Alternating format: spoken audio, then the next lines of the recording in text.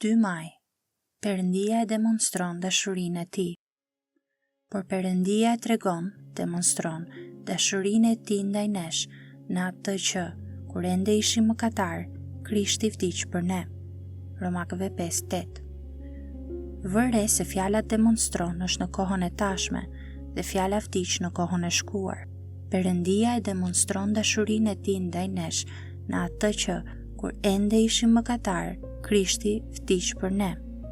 Koha e tashme nënkupton se ky demonstrim është një veprim i vazhdueshëm që vazhdon të ndodhë edhe sot dhe do të vazhdojë të ndodhë edhe nesër.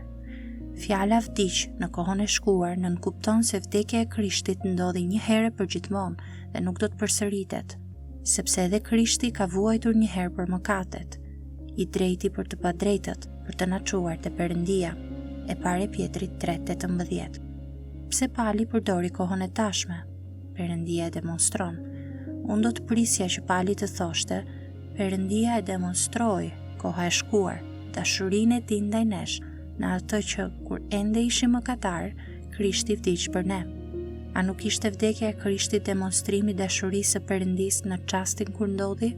A nuk ndodhi ky demonstrim në të shkuarën? Mendoj se përgjigja na jepet disa vargje më përpara. Pali sapo ka thënë se shtrëngimi prodhon durimin, durimi përvojën dhe përvoja shpresën, por shpresa nuk turpëron. Romakëve 5:3-5. Me fjalë të tjera, synimi i gjithçkaje përmes së cilës Perëndia na kalon është shpresa. Ai do që përmes të gjitha shtrëngimeve ne të ndjejmë një shpresë të palakundshme. Si është e mundur kjo për ne?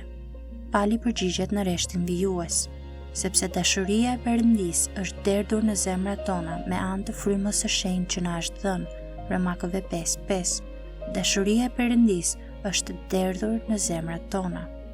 Koha e kësaj foljeje tregon se dashuria e Perëndisë u derdh në zemrat tona në të shkuarën, në çastin e kthimit tonë në besim, dhe është ende e pranishme dhe aktive. Perëndia e demonstroi dashurinë e tij për ne duke e dhënë birin e tij që të vdiste në të shkuarën një herë përgjithmonë për mëkatet tona. Romakëve 5:8.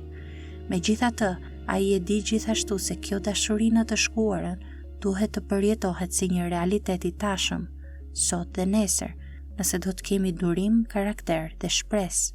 Prandaj, ai jo vetëm që e demonstroi dashurinë e tij në Kalvar, por ai vazhdon ta demonstrojë atë tani në zemrat tona me anë të frymës. Ai e bën këtë duke na i hapur sytë e zemrës për të soditur dhe shijuar lavdinë e kryqit dhe garancinë që ai na jep se asgjë nuk mund të na ndajë dot nga dashuria e Perëndisë në Krishtin Jezus. Romakëve 8:38-39.